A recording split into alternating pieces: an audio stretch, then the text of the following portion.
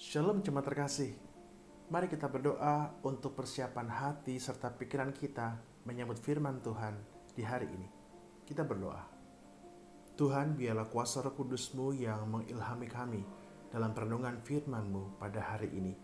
Tuhan, bersabdalah karena kami siap untuk mendengarkannya. Kami berdoa dalam nama Tuhan Yesus Kristus.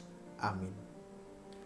Jemaat terkasih, bacaan firman Tuhan pada hari ini diambil dari Kitab Keluaran 13 ayat 1 sampai 2. Saya akan bacakan untuk kita sekalian.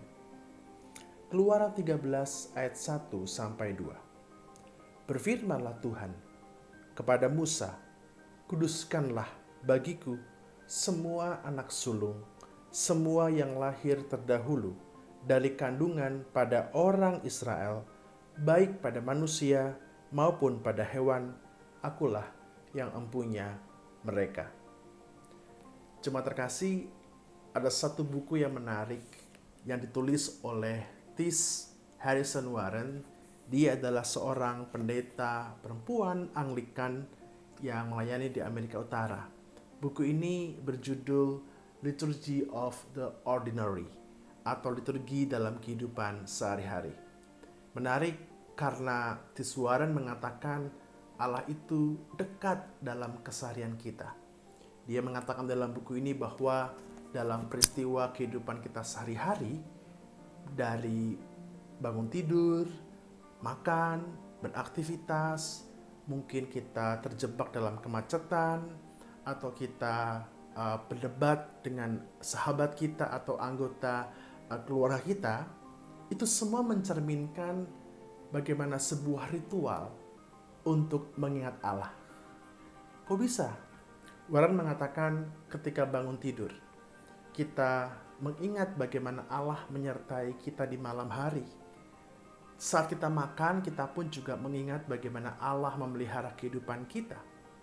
Saat terjebak dalam kemacetan, Warren mengatakan kita pun diajak mengingat untuk bersabar pada waktu dan kehendak Allah. Saat kita berdebat dengan anggota keluarga atau sahabat kita pun, itu sebuah pengingat bagaimana kita harus berdamai dengan sesama kita. Bahkan saat kita kembali ke tempat tidur untuk beristirahat, kita pun juga diajak mengingat untuk menyerahkan segala kehidupan kita di dalam Allah. Dalam Keluaran yang kita baca bersama-sama tadi, ini bagian dari ketetapan dari Musa kepada bangsa Israel untuk merayakan perjamuan Paskah. Perjamuan Paskah Yahudi adalah sebuah perayaan ritual yang mengajak umat Yahudi untuk mengingat bagaimana Allah menyelamatkan mereka dari cengkeraman perbudakan bangsa Mesir. Melalui perayaan ini yang perjamuan makan ketika orang tua dan anak-anak makan bersama-sama, disitulah diceritakan bagaimana nenek moyang, bagaimana Allah melepaskan nenek moyang mereka dari perbudakan Mesir.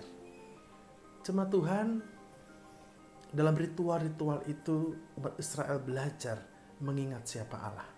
Bahkan kalau kita mau menyimak bagaimana kehidupan ritual Yahudi begitu detail, sampai di pintu-pintu rumah mereka pun juga ada satu simbol-simbol ya yang ditempel. Kalau seandainya Anda melihat rumah-rumah orang Yahudi, pasti ada satu pelakat besi yang ditempel di pintu-pintu rumah yang isinya adalah Shema, yaitu pengakuan bahwa Allah adalah Allah sebagai pengingat orang Israel. Dalam kehidupan kita, dalam kehidupan ibadah kita bagaimana? Ternyata pun juga sama. Tuhan juga mengajari kita bahwa ibadah tidak berhenti dalam ritual gereja saja, tapi juga terus mengalir dalam kehidupan sehari-hari kita. Ibadah itu tidak berhenti di kebaktian, tidak berhenti di tata cara liturgi, tetapi juga terus dijalani dalam kehidupan sehari-hari.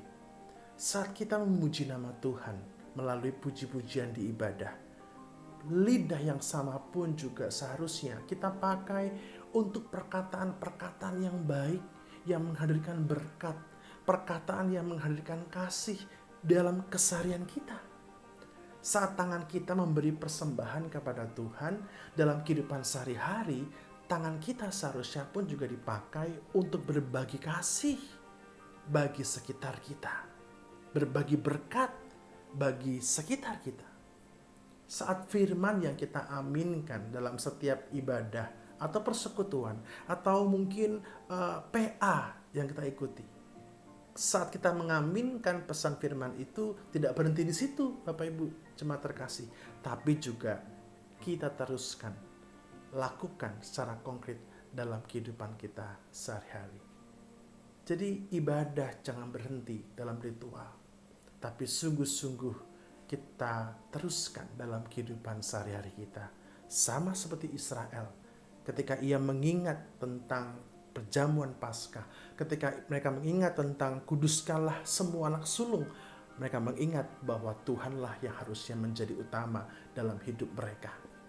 Maka mari jemaat terkasih, kita hidupi ritual ibadah kita yang tidak berhenti dalam ibadah-ibadah seremonial, tapi juga berlangsung dalam kehidupan kita sehari-hari. Mari kita berdoa. Tuhan, tolong kami untuk menjadi pelaku firman-Mu dalam kehidupan kami hari lepas hari. Tolong kami Tuhan agar makna ibadah itu boleh terus berlanjut dalam kehidupan kami. Kami serahkan seluruh kehidupan kami dalam tangan Tuhan. Demi nama Yesus Kristus kami berdoa. Amin. Shalom, selamat beraktivitas, Tuhan memberkati.